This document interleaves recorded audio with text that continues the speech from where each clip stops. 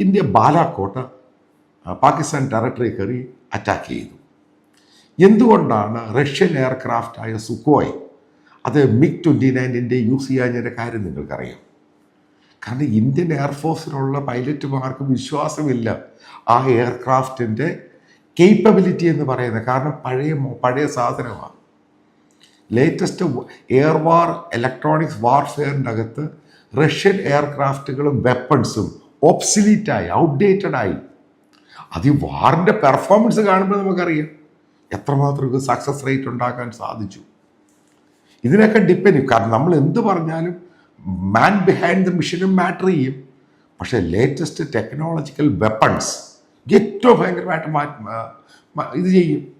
അതിനകത്ത് നമ്മൾ കണ്ടൊരു സംഭവമാണ്, ഇസ്രായേൽ 2.5 മണിക്കൂർ കൊണ്ടാണ് ഇറാൻ്റെ വെടിതീർത്ത് കൊടുത്തത് F-35 വെച്ച്.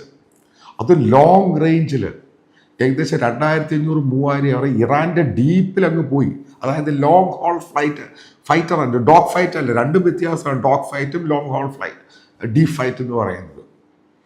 അതിനകത്ത് സക്സസ് റേറ്റ് വെച്ച് കഴിഞ്ഞാൽ 100%. ഈ പോയ എയർക്രാഫ്റ്റ് മുഴുവനും അതേപടി തിരിച്ചു വന്നു.